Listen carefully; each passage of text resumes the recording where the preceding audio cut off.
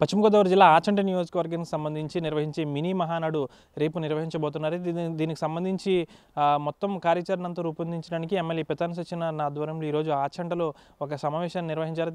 ఈ సమావేశంలో పితాని సత్యనారాయణ కొన్ని సంచలన కామెంట్స్ అయితే చేశారు. రాష్ట్ర ఆర్థిక పరిస్థితి ఇప్పుడు గాడిలో పడుతుంది. రాష్ట్ర ఆర్థిక పరిస్థితిని చెత్తగా చేసిన వ్యక్తి ఎవరైనా ఉన్నారంటే అది మాజీ సీఎం జగన్మోహన్ రెడ్డి అంటూ కూడా ఆయన కాస్త దుయ్యబట్టారు. అంతేకాకుండా లిక్కర్ వ్యాపారం అనేది వైసీపీ హయాంలో ఎంతవరకు జరిగిందనే దానిపై ప్రస్తుతం విచారణ అయితే కొనసాగుతుంది. కొన్ని రోజుల్లోనే దీనికి సంబంధించి లిక్కర్ కుంభకోణంలో ఎవరెవరు ఎంత తిన్నారనే దానిపై కూడా త్వరలోనే అంటే మరికొన్ని రోజుల్లోనే ఈ కేసుకు సంబంధించి వివరాలన్నీ బయటకు వస్తాయి. దీంట్లో పెద్ద పెద్ద తలకాయలు ఎవరున్నాయంటూ కూడా ఆయన చెప్పుకొచ్చిన పరిస్థితి. అంతేకాకుండా గత వైసీపీ హయాంలో ప్రతి వైసీపీ నాయకులు కూడా గ్రామాల్లో సారాయి వ్యాపారం చేశారు అంటూ కూడా ఆయన దుయ్యబెడుతున్న పరిస్థితి. అంతేకాకుండా తన కుమారుడు ఎవరైతే ఉన్నారో తన కుమారునిపై కూడా వైసీపీ హయాంలో అక్రమంగా కేసులు పెట్టారు. కానీ ఛార్జ్ షీట్ కూడా వేయలేకపోయారంటే ప్రభుత్వం అప్పటి వైసీపీ ప్రభుత్వంలో కక్షపూరితంగా వ్యవహరించడం వల్లే ఈ విధంగా కేసులన్నీ పెట్టారంటూ కూడా ఆయన ఆందోళన అయితే వ్యక్తం చేస్తారు. ప్రస్తుతం రాష్ట్రం ఆర్థిక పరిస్థితి గాడిలో ఉందంటే దానికి కారణం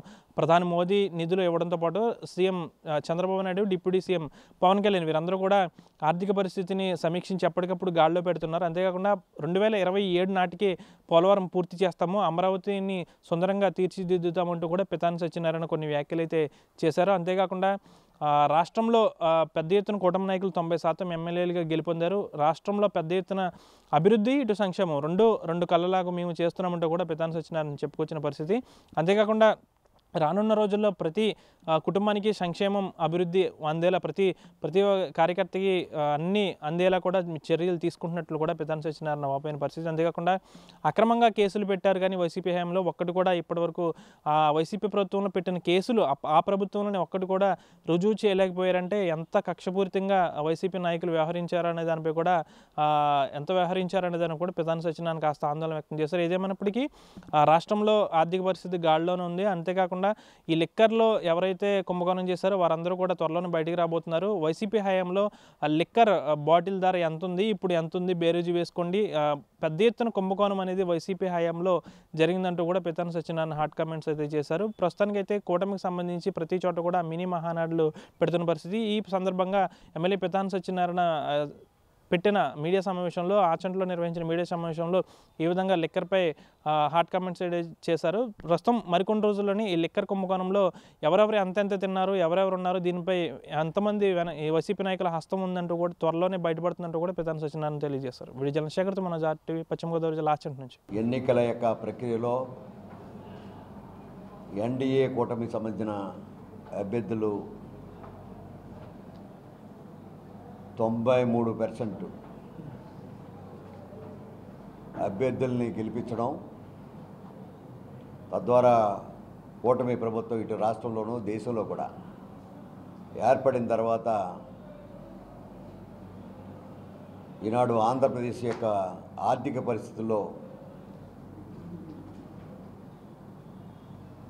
భారతీయ జనతా పార్టీ కూటమి ప్రభుత్వంలో రాష్ట్రానికి సహకరిస్తున్న సందర్భంగా మొట్టమొదటిగా ప్రధాని మోడీ గారికి హృదయపూర్వకంగా అభినందనలు, ధన్యవాదాలు అర్పించుకుంటా ఉన్నాం. అదే కార్యక్రమంలో రాష్ట్రంలో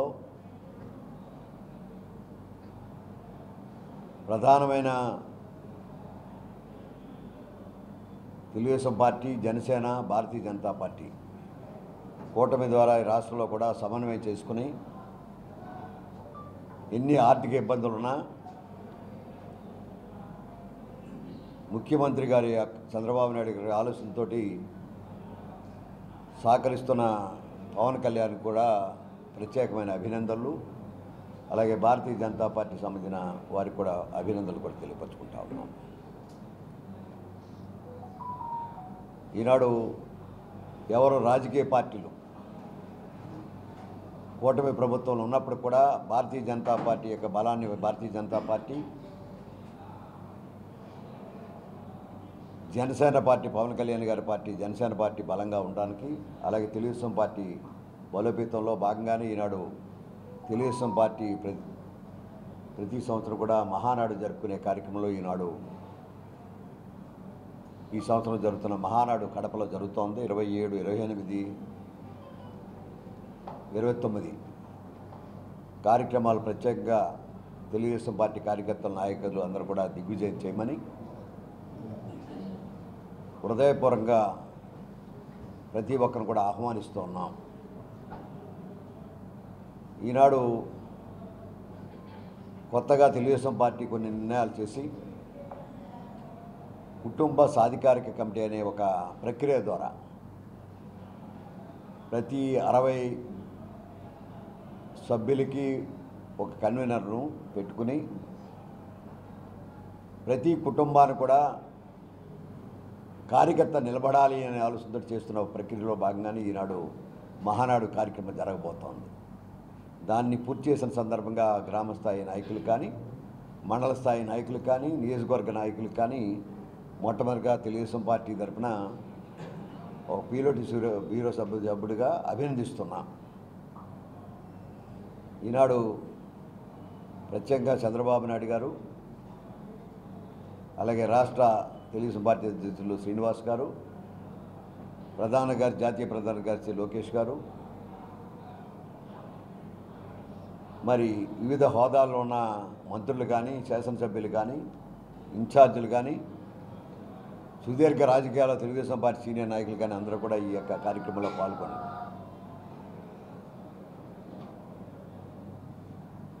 తెలుగుదేశం పార్టీ ఈనాడు అయితే నందమూరి తారక రామారావు గారు ప్రారంభించారో, ఈనాడు కూడా తెలుగుదేశం పార్టీ ఎన్ని కష్టాలు నష్టాలు వచ్చినా కూడా ప్రజలకు అండగా నిలబడి ప్రభుత్వాలని ఒకసారి పోయినా మళ్ళీ పునర్నిర్మాణం చేసుకుని జరుగుతున్న కార్యక్రమంలో ప్రధానంగా ప్రజాసేవకు అంకితం సందర్భంగా పునరంకితం చేయడానికి కొత్త కార్యవర్గాలను కూడా ఎన్నుకునే కార్యక్రమం ఈనాడు జరగబోతుంది ఈ మహానాడు ద్వారా అని చెప్పే మాటలు చెప్తూ ఒకటే చెప్తా ఉన్నాం. చాలామంది కక్షపూరితమైన ప్రభుత్వం, కూటమి ప్రభుత్వం నడుపుతోంది. జగన్మోహన్ వైఎస్ఆర్ పార్టీని టార్గెట్ చేసుకుని రాజకీయాలు చేస్తున్నారనే మాట ఈనాడు వైఎస్ఆర్ పార్టీ నాయకులు చేస్తున్న దాన్ని తీవ్రంగా ఖండిస్తున్నాం. కారణం ఏంటంటే జగన్ బ్రాండ్లు పెట్టుకుని, బ్రాండ్లు పెట్టుకుని సారా వ్యాపారం చేసిన రోజే మీకు తెలుసు. మీరు చేస్తున్న డెబిట్ కార్డు లేదు, క్రెడిట్ కార్డు లేదు, బిల్లు లేదు, రసీదు లేదు. ఆ రోజే క్యాష్ ట్రాన్స్ఫర్ అయిందనే మాట బహిరంగ ప్రజలు ఒప్పుకున్నారు. ఈనాడు వాటర్ బాటిల్కి రేట్లు, ఆ రోజు వాటర్ బాటిల్ రేట్లు చూసినట్టయితే 300 రెట్లు తేడా ఉంది. మాట వాస్తవాన్ని ఒప్పుకోవాలి. ఆ డబ్బంతా ఎక్కడికి వెళ్ళింది అనే విచారణ జరుగుతుంది.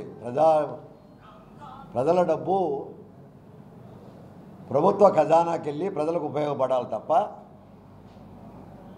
ఆ డబ్బు ఏ వ్యక్తుల ఖాతాకి వెళ్ళిందని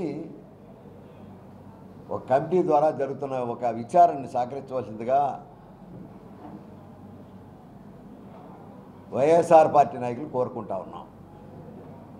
సహకరించండి. ఆ రోజు కూడా మీరు అభియోగం చేశారు. అభియోగం ఈరోజు కూడా మీరు కేసులు కట్టి ఆఖరికి నా కొడుకు మీద కూడా కేసు కట్టారు. ఈరోజు కూడా 4 సంవత్సరాలు, ఆ తర్వాత 4 సంవత్సరాలు ఉన్నారు మీరు అధికారంలో. షార్ట్ షీట్ కూడా వెళ్ళిపోయారు. అచ్చెన్నాయుడు మీద కేసు కట్టారు. షార్ట్ షీట్ కూడా వెళ్ళిపోయారు. అంటే మీకు షార్ట్ షీట్ వేయడానికి కూడా మెటీరియల్ లేని కేసులు మీరు కట్టారు. మా దగ్గర మెటీరియల్ తోటి కేసులు కట్టాలని ఆలోచన. మెటీరియల్ లేకుండా కేసులు కట్టి షార్ట్ షీట్లు వేస్తాం. ఈనాడు నేను ఒక కేసు ఎమ్మెల్సీ ఒక డ్రైవర్ని మర్డర్ చేసి ఇంటికి కైసాన్ చేస్తే విచారణకు వెళ్తే A1 ముద్దాగా ఇచ్చారు స్టేట్మెంట్ ఇచ్చినందుకు గాను. ఇది జగన్ ప్రభుత్వంలో జరిగిన అరాచక రాజకీయ, క్రిమినల్ రాజకీయాలు. ఈరోజు మరెందుకు భయపడతారు? మీరు ఏది కావాలితే అది కేసులు పెట్టవచ్చు. ఈరోజు నిజ నిర్ధారణ చేసుకుని ఒక కమిటీ వేసి విచారణ చేస్తూ ఎక్కడ డబ్బులు వెళ్ళాయి అనే మాట ట్రాన్స్ఫర్ అయిన మాట నిజ నిర్ధారణ చేసుకుని కేసులు పడుతున్న సందర్భంగా మీరు ఘోరాతి ఘోర ఆర్థిక నేరాలు చేశారు, క్రిమినల్ నేరాలు చేశారు. దీన్ని మీరు ఏం చేశారో ఆత్మపరిశీలన చేసుకోండి. ఈ ప్రభుత్వం న్యాయం చేయడానికి ప్రజాప్రభుత్వాన్ని మరొకసారి ఇటువంటి దుర్మార్గులు ఈ రాష్ట్రంలో ఏలకూడదు. ఇవాళ రాష్ట్ర ఆర్థిక పరిస్థితి అధ్వాన్నంగా ఉండడానికి కారణకుడు జగన్మోహన్ రెడ్డి ప్రభుత్వం అని చెప్పి బాధపడతా ఉన్నాం. ఈరోజు రాష్ట్రంలో రాజధాని లేని రాష్ట్రంగా చేశారు. ఆఖరికి పోలవరం ప్రాజెక్టు కూడా చేయలేని పరిస్థితి ఉన్నారు. ఈరోజు మేము చెప్తా ఉన్నాం 2027, 28 లోపల పోలవరం ప్రాజెక్టు కంప్లీట్ చేస్తామనే మాట చెప్తా ఉన్నాం. రాజధాని నగరాన్ని 28 కల్లా ప్రధానమైన కూడల్ని ఇవాళ సచివాలయాలు కానీ రహదారులు కానీ